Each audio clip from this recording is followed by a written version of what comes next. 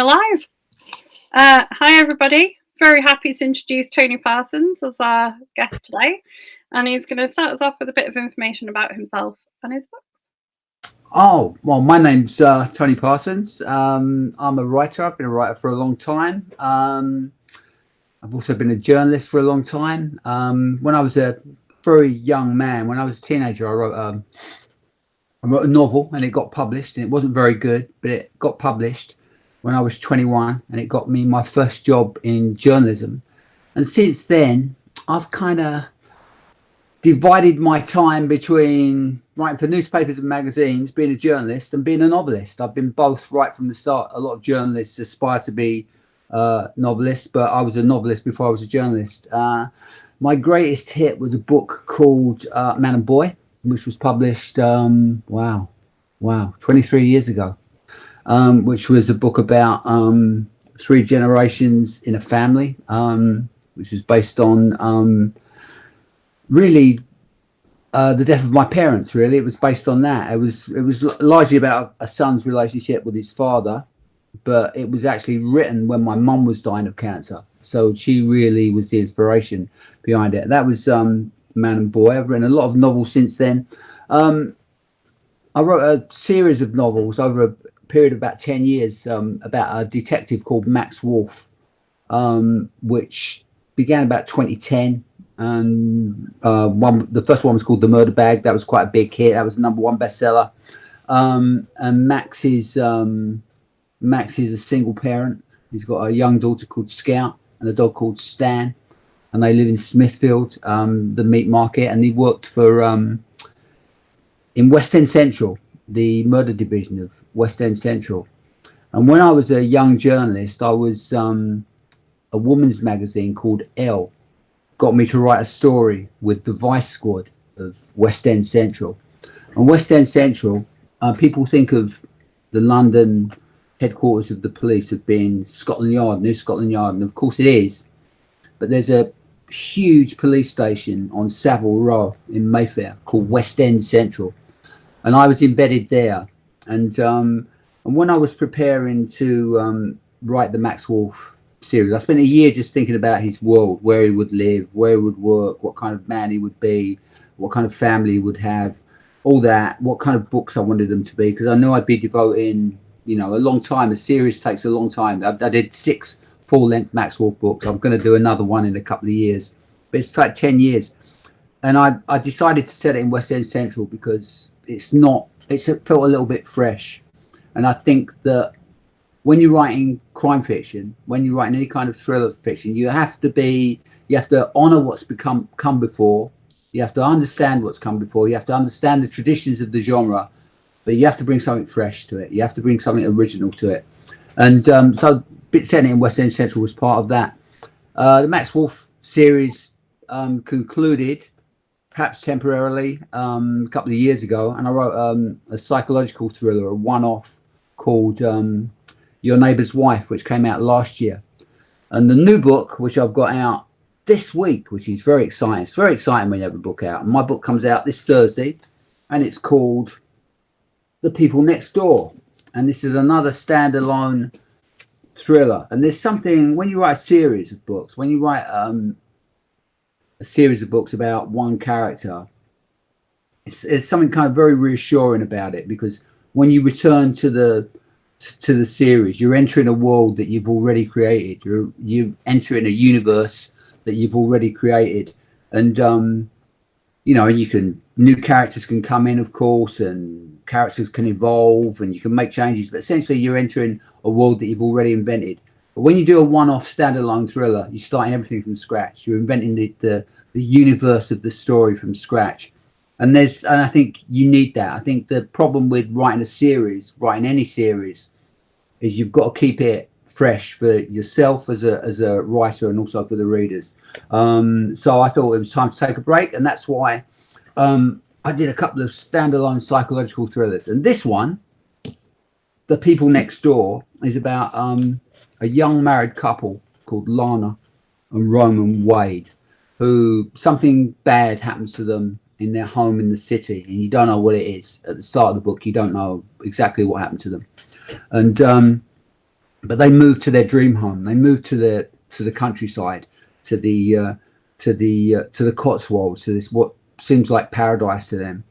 And they carry this secret with them. They carry this secret with them, which they haven't told anybody about, not even the police. They carry this secret with them, and they move into a street where the neighbours have got even bigger secrets and even darker secrets. So really, the novel is about the secrets that we keep and how they come out. And it was written last year, and so it was written during the pandemic, and it was written at a time when everything felt a little bit fragile. I think until the pandemic came, our lives felt more stable than they later became because it touched everybody. We had our daughter had just started university, and could she go to? And we were. Some people lost loved ones, some people lost their lives, so we didn't have that degree of trauma. But in the middle of this pandemic, we had a flood in our house, and we had to get out of our home. And we had to get out of our home for most of last year. So the people next door, it's really full of a sense of home and belonging, and how fragile that is, and how disconcerting it is when it's taken away. And books come from multiple places. Books come from all different places, but certainly that's one of the feelings that informed the book, that informed the people next door, was this sense of life feeling a bit more fragile and a bit more anxious, or a lot more anxious than it did. And it affected everybody. Of course, it touched absolutely everybody in the country.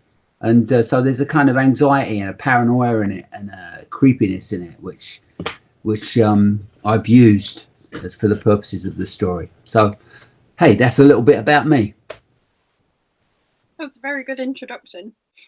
Oh, good stuff. Good stuff. Before I ask you some questions about your books, yeah, how do you find the journalism kind of background helps with the writing? Because we've had a few journalists on before, and they always have really interesting. Yeah, for me, it's it's I think they help each other. I think the fiction has helped the journalism, because because any book takes a long time to write. Any book takes at least a year out of your life, and so you get used to wrestling with problems and understanding when the story's not where you want it to be. It's that great trick of getting the story that's in your head down onto the page and realizing that. But I think they help each other. I think that the journalism teaches you certain disciplines that are helpful as a writer. Most obviously things like deadlines, that if they say they want 1,000 words by Friday afternoon at 3 o'clock, they don't want 2,000 words by Tuesday morning at 10 o'clock, So it teaches that. But it also teaches you, to be concise, to be brief. You've usually in journalism, almost always, you've got a certain amount of space to fill, and it's not more than that. And maybe twice in my journalistic career, which began a long time ago, which began in 1976. Twice in my journalistic career, I was told, write what you like, write as much as you like. And that was, both those occasions was my editor, Piers Morgan at the Daily Mirror, said to me, write what you like on 9/11, when we were watching that terrible moment when we turned on the TV and we're watching that awful event unfold in real time. He said to me, just write what you want, and we'll print it. And the other time he said that to me was when my mum died, and I had to deliver my column for the newspaper that we both worked for on a Friday, and my mum died in the early hours of a Friday morning.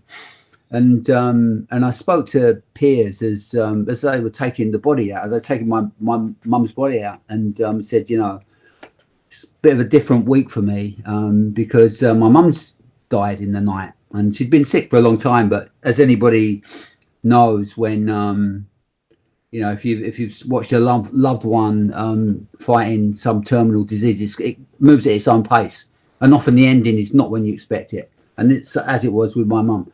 And Piers said, well, you're allowed the day off. When your mum dies, you can have the day off. And I said, well, I don't want the day off. I want to write something about my mum, because I think if you're a writer, if you're a natural born storyteller, then writing helps. Writing is therapy.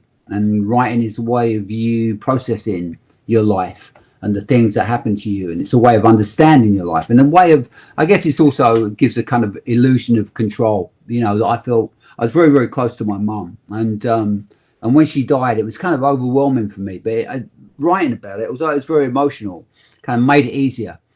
But anyway, to get back to your original question, so I think they help each other. I think that you learn things from the journalism which you wouldn't get just writing full-length fiction. Because when I'm sitting down and starting a new book now, and there is a deadline. There's a deadline, I think, of December this year. But nobody says it's got to be 300 pages or it's got to be 500 pages. They don't really know, and they don't really know what they want until you give it to them. They don't really know. It's you kind of left to your own devices, and it's not like that in journalism. And I also, I get excited when I still get excited to see my name in print. It still gives me a kick when I see this book. It gives me a kick. That's my idea of fun, seeing that book and knowing that those long hours spent alone in my room, finally, they're a real book and people can read it, and the initial reaction has been incredible. So that's very rewarding. But I like journalism because it's you get to do that on a weekly basis. But that said, it's changing. Magazines and newspapers are not what they were. I've got a 19-year-old daughter, and she's very smart, articulate young woman who's interested in the news and art and all that. She doesn't buy a newspaper. She doesn't buy a magazine. It wouldn't cross her mind. It wouldn't cross her mind to go down to the newsagent and buy a newspaper. So it's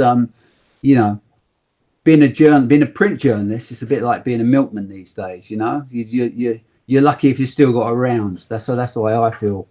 I feel like I'm out there, peddling my gold tops, my pints of gold top, but there's a dwindling market. But hopefully people will always want stories. Hopefully people will always want a good story well told. And I love stories above all, whether it's journalism or it's fiction. It's about communicating. It's about telling stories to me. Yeah. We've got a corker of a question on the screen. Sam has asked how you distill such intense emotion from real life in a way that resonates with readers without too much detail. I think you have to be, as a writer, you have to be your first reader. So you have to if it touches you, if it moves you, if it hits home with you, then it's likely to be a universal thing. Because I remember when Man and Boy came out, I'd do readings, and it was quite frequent because there's a lot in the book that's taken directly from real life about my dad dying and going to see my dad in a cancer ward. And people would be weeping, but they wouldn't be weeping for me or for my dad. They would be bringing their own experience to the story. They would be identifying the way, I always liken it to songs. If you hear a song about a broken heart, someone getting their heart broken, and you've just had your heart broken, it sounds like it was written about you, although it wasn't. Maybe the songwriter died 50 years ago.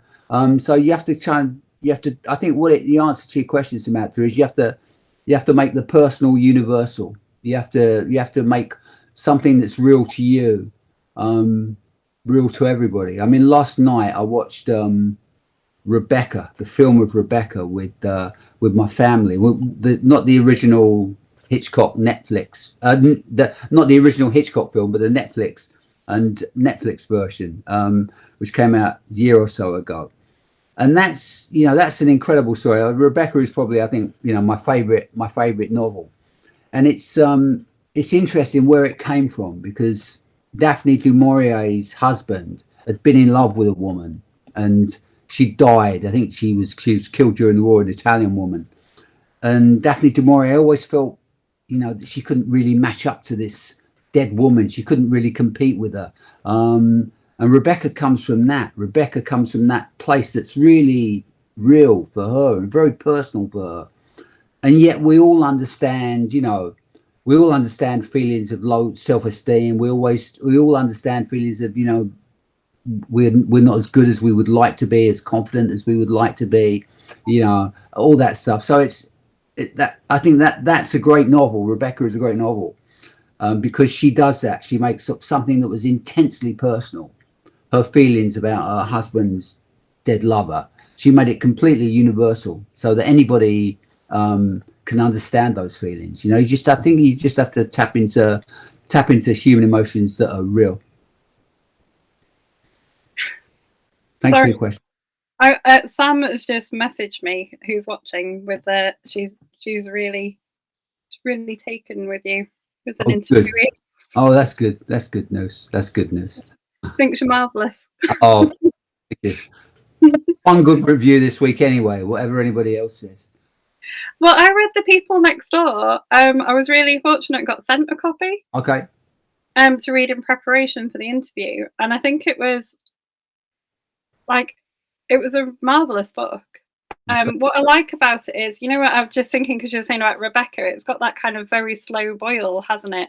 Yeah. Of like, you start with quite an emotional start, and then it just.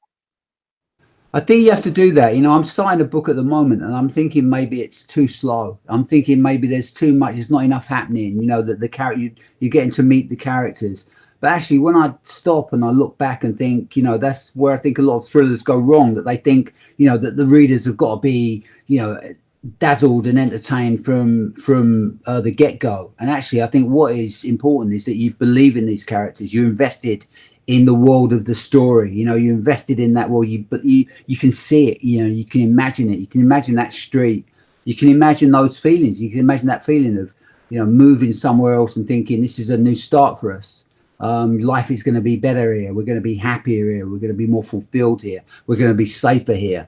You know, anybody can understand that. Anybody can understand those feelings and those emotions. So I think you know, you have to take your time. You have to take your time, because you have to make it real. You have to make and when you're writing a book, if you're telling the story as well as you need to, it becomes so real by the end that you're waking up thinking of little details in the world to make it more real, just to make it, you know, just to make it ring out with that greater truth.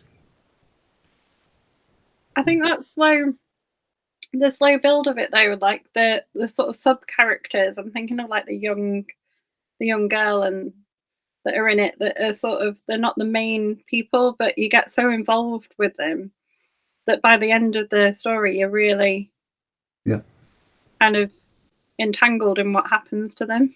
And you know, and everybody's got their part to play in the story. You know, everybody's got their part to play in the story, and sometimes those minor characters can be what it turns on, the great twist. I mean, someone said that you know, one of the great pieces of writing advice is as a writer, you've either got to be an architect or a gardener. And the architect like maps out everything in advance and has got the blueprint of the story and knows exactly from day one what the final line will be. And the gardener kind of makes it up as he or she goes along, you know, pruning. But actually, in reality, what works best is if you're both architect and gardener, you know, that you've got this template that you're working from, this blueprint that you're working from. But then you're thinking this character can use this character, and this character can be central to the point I'm trying to make and the story I'm trying to tell. So, I mean, it's very good, because I went back and read the first Max Wolf book as well. Okay. And I think the difference between them is like The People Next Door's got a very small cast of characters, hasn't it, that sort of influence the whole story. How do you manage to sort of... I'm trying to think of a way to ask my question without giving away anything about the story. It's really hard. I think you with the, you know, I draw up a cast list at the start, and and so I've got a list of characters in it, and sometimes, you know, you realize that you don't need siblings, that you can tell the story with one child, or, you know, or with one parent, you know. So you know, it's hit and miss, really. That's how you do it. It's hit and miss. You see what works. And if you've been doing it for a while, then you kind of get a better sense of this is not working. I think that the mistake that a lot of young writers and beginner writers make is that they expect it to come flowing out completely formed and intact and perfect at first, and it's really not like that. I mean, with The People Next Door, I mean, I did quite a few edits, you know, where I went right back to the start and began again, right back, not changing radically, but just giving it another go and passing it because it needed, just to bring it up a notch, bring it up to where it needed to be. You know, they say all writing is rewriting, and that's not completely true. It's not completely true that all writing is rewriting, because there is that kind of spark of creativity. There's that spark of pure imagination that you get right at the start when you think, yeah, you've got a hunch that this could be a story, this could be a book. But beyond that, there's a lot of rewriting that goes into it, just to kind of try and get it as good as it can be and as good as it should be. And I think you know, often you know, young writers and friends and beginner writers will show me a manuscript or ask me to read a manuscript, and it would be just so much better if they'd have given it another go, you know. And we always say you can only read it for the first time once, you know, that you can only read a manuscript or a book or whatever it is for the first time once. Beyond that, you're looking at it, you know, people might not be as invested in it reading it a second time, and you're actually asking a lot. I think you're actually asking a lot for people to read it one time in their life. You know, there's you know, so many demands on our time these days. I think, you know, books have to compete with, you know, Netflix and our phones and Instagram and all the other distractions that we've got. Yeah, so I think it works best. You know, that every character in it should be part of the story. You know, it should be like a watch. You know, every moving mechanism should be moving it along, helping to tell the story. Yeah. Do you ever finish something like The People Next Door though and feel like you could go back? I know it's a standalone, but do you ever sort of finish a standalone and think I could go back to this? There's more. Yeah, I can't. You can't. I mean, when I'm in the middle of it, I thought, well, what happens next? You know the ending of that story when they're driving away from this place. They're driving away, and the sky's on fire. Without giving any without any spoiler alerts, they're driving away, and I thought, well, where do they go next? You know, what's the next stage of their life like? What's their relationship with the person who's with them in the car? So you kind of, you know, it's quite arbitrary where you choose to end a story, where, you know, just a moment to bring down the curtain, because, you know, life goes on, and even for these imaginary characters, the life goes on. But I think you try and end it on a perfect moment. Like the first Max Wolf book ends with him at a nativity play, watching his daughter in the Grumpy Sheep. You know, the nativity play. I don't know if you know that one. That about the grumpy sheep that doesn't want to go and see the baby Jesus. And you know, my daughter once played the grumpy sheep, female lead, when she was about 9, and I just thought it was like, it's fantastic, you know, because like a nativity play is such a unique part of your life, and suddenly it's over and you don't go to nativity plays anymore. Like quite soon you don't go. And I thought, to end a thriller, to end a crime book called The Murder Bag, a nativity play, it was with the guy laughing and crying at the same time, I just thought was a perfect moment to end it on. Yeah, but you do sometimes think, you know, could you return to them? I mean, the whole idea of the standalone is that you know, that's it. You leave them there. You don't return, and I think it's good not to outstay your welcome. And I think it's difficult to make a series work. I think it's difficult to keep it fresh. A lot of really successful even the most successful series of all time, like Sherlock Holmes or the James Bond books, you know, Ian Fleming and Sir Arthur Conan Doyle got bored with it. They felt trapped by it. They felt claustrophobic. They felt as though, you know, this is the only thing that they can write, or they're, you know, the only thing that readers are interested in writing. And often when they felt like that, they came back and they wrote their best book. Like Hounds of the Baskervilles was written after Conan Doyle wanted to jack it in. So yeah. So yeah, but I'm going to do 3 standalone. I'm going to do another standalone next, which I'm working on now, and then I'm going to go back to Max. Yeah, you'd said a bit about that earlier. So you said you'd left Max at a sort of an end point, and you're going to go back to him, maybe.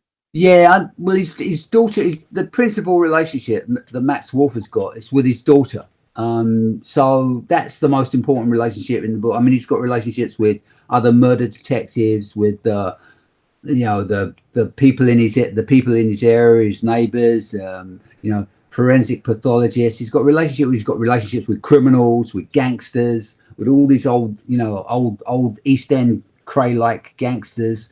But his most important relationship is with his daughter Scout, who's quite young. In those 6 books, she's quite young. I think she's just starting school at the start, so she's just growing up. And I think that when I go back to Max, Scout will be a teenager.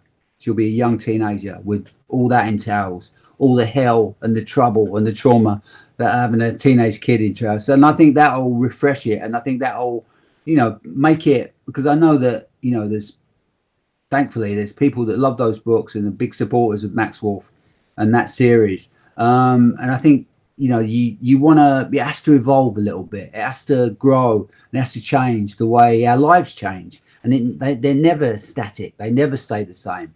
And you want to make it real. I think that's probably what got to Ian Fleming, or what got to Arthur Conan Doyle, is that they didn't really change. James Bond doesn't really get older. He doesn't get older by the end of the James Bond. He's not suddenly getting a bad back, or forgetting where he put his keys to his Aston Martin. He's exactly the same as he was at the start. And I think it's nice to change. It's good to write about that. And as a writer, you're always looking for, you're looking for stuff to write about.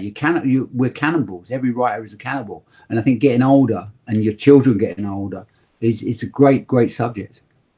Yeah, I think the best series for me are the ones where they develop, you grow with them.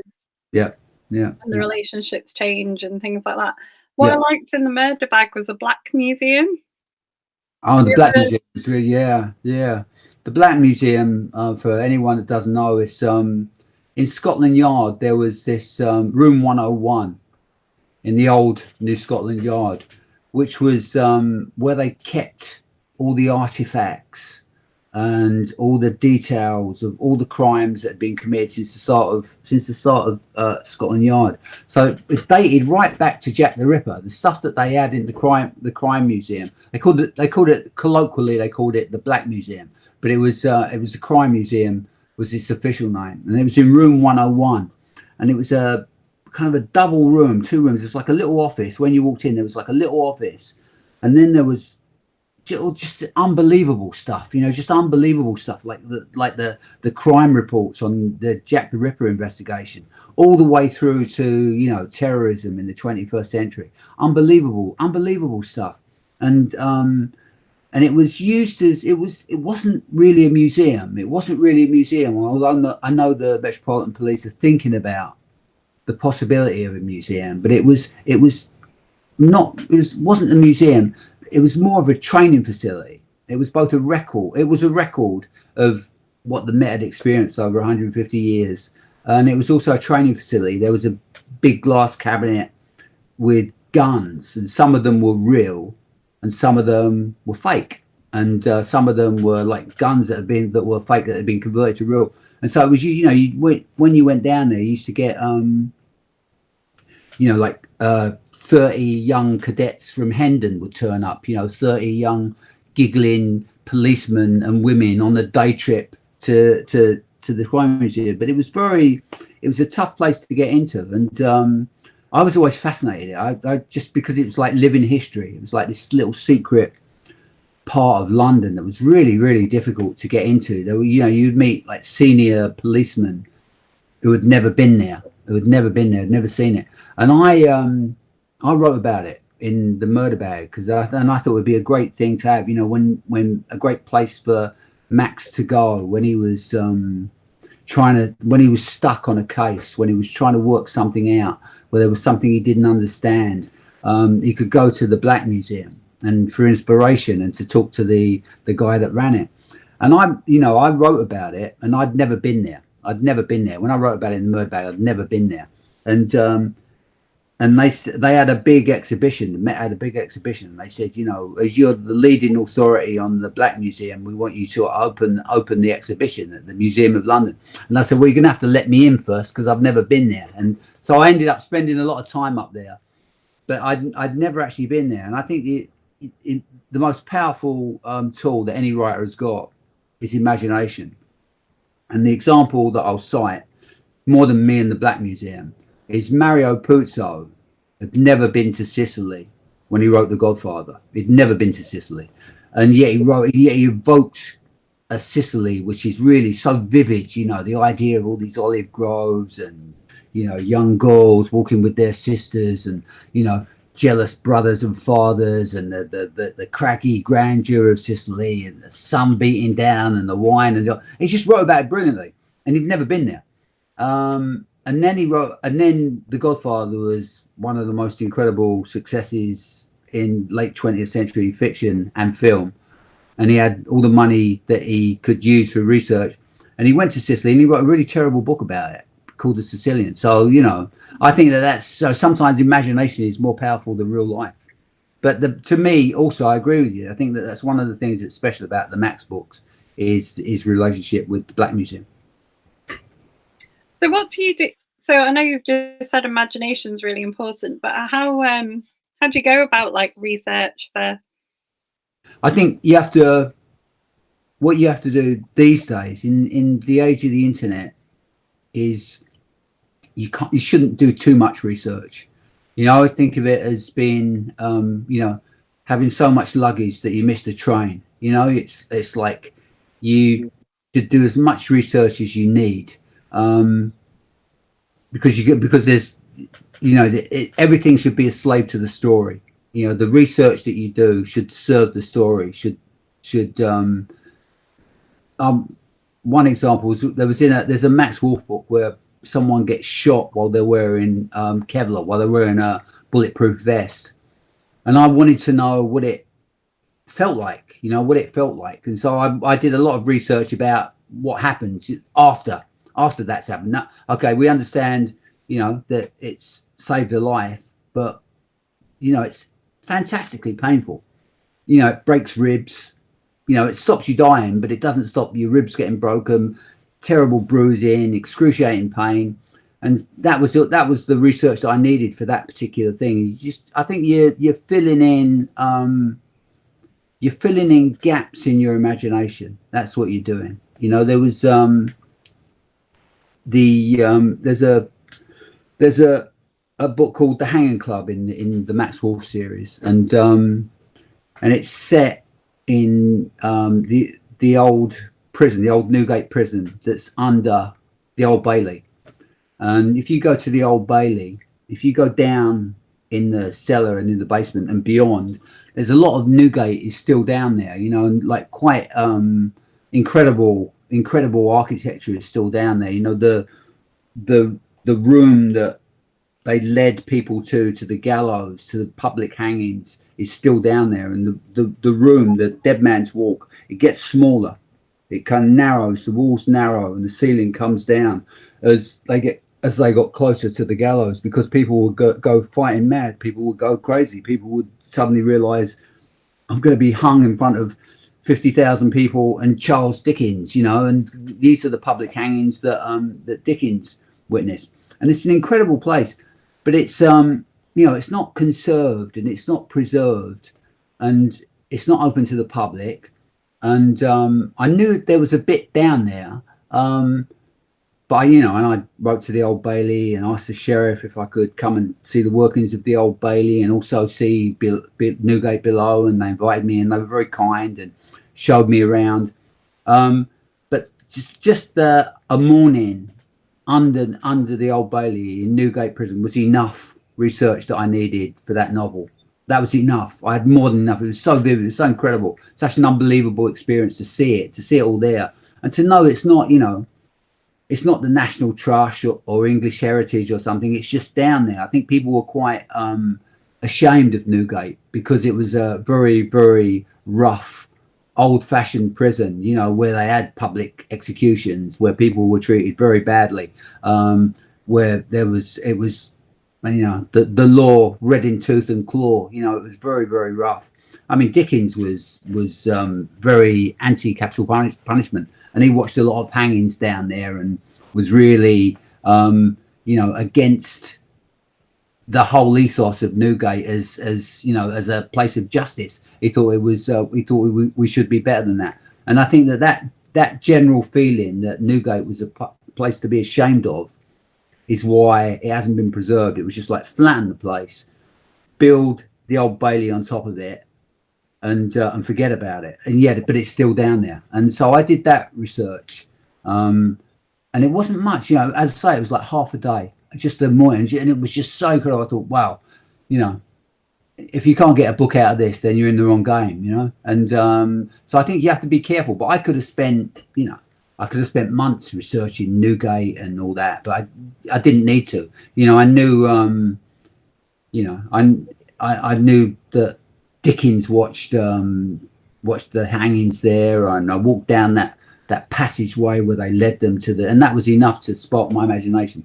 So I think you have to be careful with research. You have to not overdo it, because now with the internet you could research anything endlessly. So you have to do the research that you need, make sure that you need it to assist the story, to tell the story, and then move on.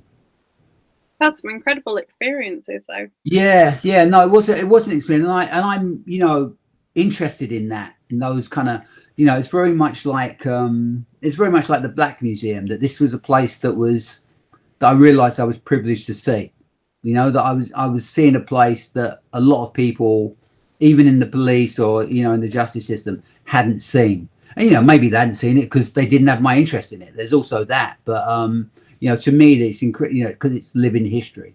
The Black Museum, you go there and there's the reports that the detectives did when they were investigating the Jack the Ripper murders. So it's unbelievable. And one day they'll replace the boilers or the central heating in the Old Bailey, and it'll all be swept away.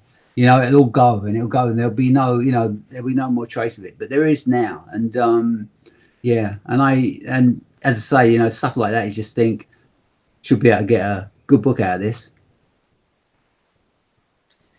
You've been asked if you've become a collector of anything as you've researched a certain topic. Yeah, I do tend to get obsessed with whatever the story is. I was a collector of books and films about the Black Museum, and I'm looking at all the stuff I got that I haven't looked at for years. So it tends to be, you have these obsessive periods where you're writing about one thing, like whether it's the Old Bailey, and I've become obsessed with that, and I want to read as much as I can about that. And as I say, often you've got to be careful you don't do it too much, otherwise you never hit your deadline. But I think I do I do become obsessed with it, and I had loads of really kind of ITV films from the 70s about the crime, really arcane stuff, that I bought on eBay and things. And then now I look at it and think, why have I got this? Why have I got this? Yeah. So what's next for you? What you're writing at the moment? Well, I'm writing the third book in the standalone thriller. So I wrote Your Neighbour's Wife, which was out last year, People Next Door, which comes out this week, and I've just started the third book. It's not really a series, but it's the third standalone. It's really early days. I'm kind of struggling with it. It's about it's set in Cornwall. And it's about a guy that's got a restaurant down there, and one night he's looking out at the harbour, and there's a little beach there. It's based on Foy. I don't know if you know Cornwall at all. If anybody knows Cornwall, it's based on Foy. And there's a little beach there, and there's a fire on the beach. And they think it's people from outside the county. They think it's holiday homers and incomers, surfers they call them. They think it's surfers, and they go down, and it's a woman who's got a bonfire on the beach in the middle of the night, and she's waiting for the keys for a cottage that she's bought in this fishing village. And the book's called Who She Was, and it's about the story of this woman and what she does to the people around them. So it's another psychological thriller, but I'm at that kind of slow burn. It's such a slow burn at the moment that I'm afraid that the pilot light's about to go out. So I'm kind of struggling with it. But it kind of comes from that. I just kept returning to that one moment. That it's a good, every book starts with a hunch. This will make a good story. Every book starts with a hunch. And I just kept coming back to this, a fire burning on a beach in Cornwall in the middle of the night. And this guy and his neighbour, they go down there to tell these kids to turn off their fire, and it's not kids, it's this woman. And it's about her past life and what she's running from, what she's getting away from, and what happens when that old life comes to find her. So that's what I'm working on now, but that's going to be this year. That's what I'll work on this year. And at the moment, I'm kind of struggling. I'm just trying to get it off the ground. I do know where it goes. I kind of got the story in my head. But I'm just, and I'm trying to capture, I want to make it real, and I want to make it vivid, and I want to make it feel like Cornwall, and smell like Cornwall, and taste like Cornwall and the sea. So I got the Max Wolf books were all set in London, and I love London. I'm a Londoner, and I think places like Newgate under the Old Bailey, and the Crime Museum, the Black Museum in Scotland, it can be very vivid. It's a great place to. The Max Wolf books are full of like that secret London, but I'm kind of ready with these standalone books. I'd like to see a bit more of the country. If anybody's got any ideas. You've been asked what other psychological thrillers you've written. I think that was Leslie. Well, I wrote Your Neighbour's Wife was last year, and it's about a woman that makes one mistake and what that does to her life and her family and those people around. So Your Neighbour's Wife was last year, and I think all the Max Wolf books are really they're all psychological thrillers, really. But it's the same world and the same the same cafe and the same neighbours and the same gym and the same work environment. So I think they're all psychological thrillers, really. But the standalone, it's Your Neighbour's Wife last year, People Next Door this week, and Who She Was next year. Yep. And you've been asked if Foy is a beach with a house on a rock above it, with a wooden bridge to access it. Sorry, say that again. Is Foy the beach with a house on a rock above it, with a wooden bridge to access it? Yeah, I think I know where you mean. Yeah, someone said to me that was Dawn French's old house. I don't know if that's true or not. I know Dawn French is down there, so yeah, exactly. You know exactly where I mean. Yeah. Not been to Cornwall, so I don't know what you mean. Okay, well, hopefully it'll be like going to Cornwall when you read the book, and you'll want to go there. It's worth seeing. Yeah. It sounds good though. I'm going to ask you some of our group's favourite questions now. Okay. We're nearing the end. Okay. So what are your most memorable moments as an author? I remember selling the millionth copy of Man and Boy, and it sold a few million, but the millionth copy was, we had like an event for the millionth customer. Some railway station, I can't remember what railway station it was, somewhere in London, and that was to be honest with you, I didn't realize how special it was at the time. I think it's a bit like winning the lottery. You think you'll probably win it again someday, and turns out that you're lucky to win it once. So that was memorable. The success of Man and Boy was memorable. To having a book at #1 on the paperback list, and also #1 on the hardback list at the same Sunday.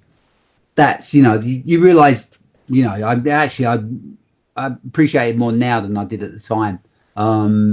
You realize that there's better writers than me that's never happened to. That there is a degree of the lottery ticket in that kind of commercial success, but also it wasn't just commercial success. A lot of people loved Man and Boy and saw their own experiences of being a child and saying goodbye to their parents, losing their parents. A lot of people identified with that, and I think that's why it was a special book for people. So that was that, and you know, another special moment was really getting my first job in journalism. That was because I think that in any profession, getting through the door is the toughest thing. You know, it's just getting your foot through the door when you when there's no guarantee that you ever will. You know, there's no guarantee that you know, I could easily imagine that my life could have gone in a different direction, and I, didn't get my book published, didn't get my first job in journalism, and 50 years goes by, and all those dreams, come to nothing. So, yeah, I think that was getting a staff job in journalism was a big thing, just because then I felt, I'm a writer now. I'm a writer. I'm a professional writer now. I'm 22 years old and I'm a professional writer, and this is what I'm going to do. And this is the one thing that I've found that I'm good at. This is the one thing that I found that I really love. And I think, I can make a living at it. And, and that's the way it turned out, despite all the ups and downs. I think you don't get that as a youngster. You don't realize that there's going to be setbacks, and there's going to be, maybe one book will sell millions and the next book will flop. You don't realize that, and you can't really understand it. You can never really understand it, because you always work hard, and there's a degree of, randomness to it, and there's a degree of where it's not fair, because life's not fair, and I think you don't get that. But yeah, so that's, lots of memorable moments. So you've had movie adaptations and things with Man and Boy. Have you had interest in adapting any of your? We've got there's a big actor at the moment who wants to do Max Wolf. There's a big actor who wants to do Max Wolf. Whether it's going to happen or not, I don't know. But there's a big actor that wants to do it, and wants to do it in a certain way. He wants to do it with a certain writer, a screenwriter he likes. And so you never know. You never know. It's I've had a few adventures in the film trade. They did, the BBC did a version of Man and Boy, which wasn't very good, with Jan Griffith. Alfie Allen, who was in Game of Thrones, has just bought the rights last year to Man and Boy. He's going to have another crack at it. But you never know. You never know. You never know what's going to happen, if it's going to happen at all. So just keep your fingers crossed. And yeah, I mean, my big adventure was something that didn't get made. Julia Roberts bought the film rights to a book I did called The Family Way. We were represented by the same film agent in LA, and I was the smallest client, and Julia was the biggest client.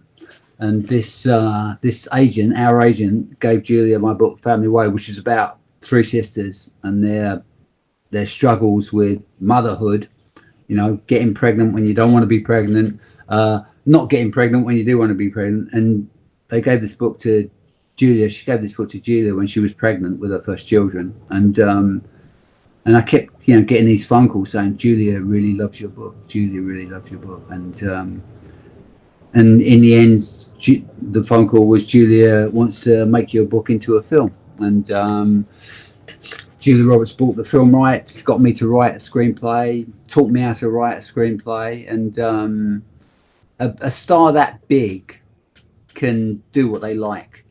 They do the projects that they want, and they're big enough. And I don't know how many people there are like that in Hollywood that are that big, but Julia Roberts is certainly one of them. And but they've always got a number of projects. They've always got, like 6 or 8 or 10 projects that they're working on, edging forward.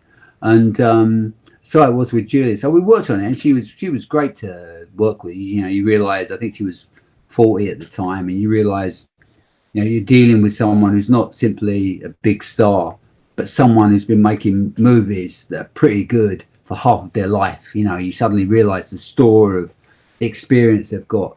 And my little project, my screenplay with Julia, got down to the last 2, and then I got a phone call saying Julia's going to go with the other project.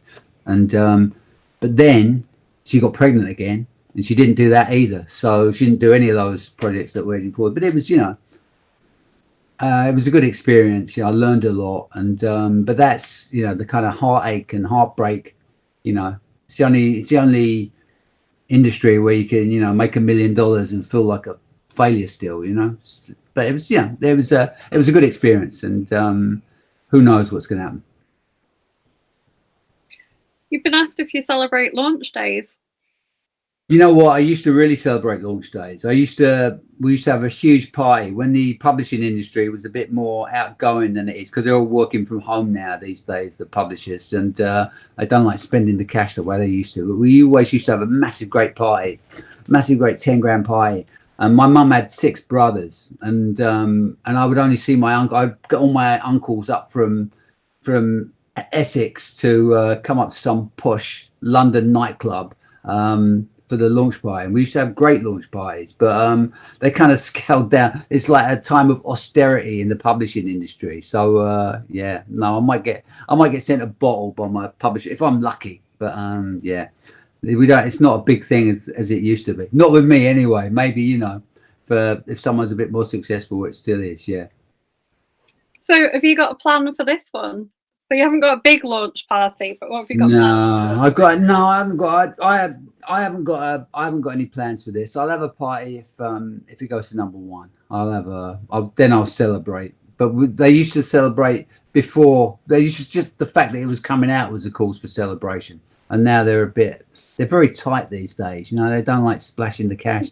When we used to have some fantastic, foreign publishers would come in, and there'd be mojitos. And I remember someone coming up to me at some launch party and saying, "Tony, your Polish publisher can't find his way out of the bathroom."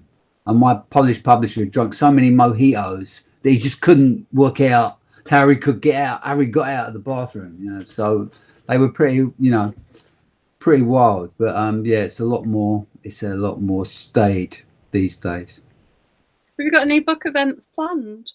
I'm doing a bunch of interviews, and so I'll do the rounds. I got a bit of TV, and my old editor Piers Morgan has invited me onto his new TV show, so that'll hopefully there'll be a few people, right? Because I always used to do Good Morning Britain with him and Susanna Reid before he got the boot and before he said nasty stuff about Meghan Markle. So I'll see Piers, and I'll do a few other little bits and pieces. Yeah. Nice. And we got you to come and absolutely. Yeah. Sam has said come to Manchester and we will take you for lunch and mojitos.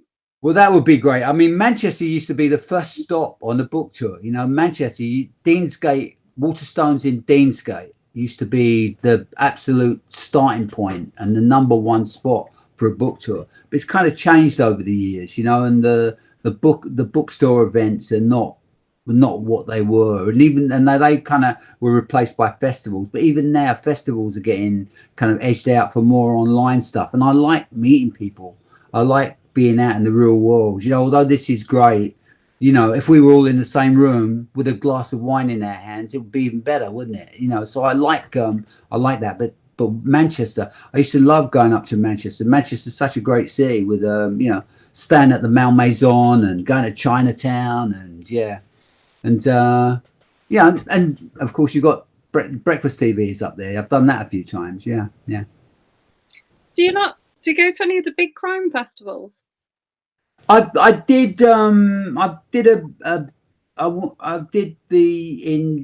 one in Yorkshire early on. I was going to that early on, but it was kind of an awkward time of year for me because my wife's Japanese and my family's Japanese, and we used to go to Japan at the start of the summer, and so I used to miss, Harrogate. I used to miss it simply because it was like we were shooting off. I've done most of a bloody Sunday and all that, but I've done a few of them. Fair enough. Just before we sort of wrap up, I'm going to ask you another of the group's favourite questions, which is, have you ever acted out a scene? I kind of act it out in my head. I think I act it out in my head. Yeah, but I'm I kind of act it all out in my head. I try it to make it filmic, and I try to make it real. Yeah. So I kind of they're all kind of acted out, really. I think writing is that. Writing is that you act it out, you make it real, you make it, make those voices real inside your head. But not sort of in real life. You've just done it in your head. Yeah, just in me head. Yeah, yeah. And what's the most recent scene that you've written, without giving away a spoiler? I've been working on for most of the start of this year. I've been working on the opening for the next book. I've been working on that, working on the tone of that, and because I keep returning to this idea of a fire on a beach in the middle of the night in Cornwall, and just trying to make it. I was in Cornwall a couple of weeks ago, and just trying to make it, just really make it authentic, and make it, you say you haven't been to Cornwall, Kaz, make it real for you, make it real for you, and also make it real for the people that know that part of the world. And I feel, I just felt that it needed some work. It needed to be really authentic, and you needed to think. And when I was down there, I'm thinking, oh yeah, the smell of the seaweed and that kind of salt taste, and the feel of being next to the sea, and the way the air is different from being in London, and just what it looks like, and those little streets that are not built for cars, and those villages where for like 1,000 years they fished. That's what they did. That's how they supported themselves. And just trying to make it real, and also make the characters real, make the sense of this old fisherman, and making it real. Like he's outraged that people have got a fire at night, and then his wife goes down and gets this woman and brings her back, and she takes off her hood, and this guy just falls in love at first sight. He just falls in love with her, and just trying to make it real, just trying to make it great rather than corny. So that's the thing that I've been working on. I've been working on the start of who she was, fire on the beach in Cornwall in the middle of the night, trying to make it real, trying to make it a great start to the book. And sometimes you look at your favorite books, you look at Rebecca by Daphne du Maurier, and that great opening line, last night I dreamed I went to Mandalay again, and you think, well, why is my opening line not as good as that? That's where the bar is. That's how good it should be. Last night I dreamed I went to Mandalay again. Why, I've got to try and make my bonfire on the beach in Cornwall as good as that. It's got to be as good as that. So I'll get going. I think I'll get going. I think once this book's out and people are reacting to the book, and it's very rewarding when people say, read your book and loved your book and it's a great story, that kind of encourages you to do it again. I think that gives you confidence to think, you've done this before, you can do it again. You just have to work hard, and you just have to know where the bar is. You just have to understand how good it needs to be. Yeah. So we've got 2 minutes left. Okay. More questions? More usual questions, or whatever you want? I'm going to let you finish us off with a reminder about your book, and show us off the cover. Give us a reminder of what people are going to go and buy now they've listened to you. So this is The People Next Door, which comes out this week in hardback and Kindle. It's a story of a young married couple. So it's a psychological thriller, but it's also a portrait of a marriage, and it's a love story, and it's about a man and woman who go looking for a better life with secrets in their life, and about the secrets of the people that they find themselves living with, and hopefully it kind of touches something that's in the air, because I think that fiction should do that. You should write about your own times, and you should make your own unique age come alive. So I hope you give it a chance. I hope you give it a shot. People Next Door, and thank you for having me. Thank you very much, Kaz, for inviting me and for having me as your guest, and I hope that we can do it again sometime. You're very welcome. It's been a pleasure. Thank you for joining us. Thank you. Cheers, Cass.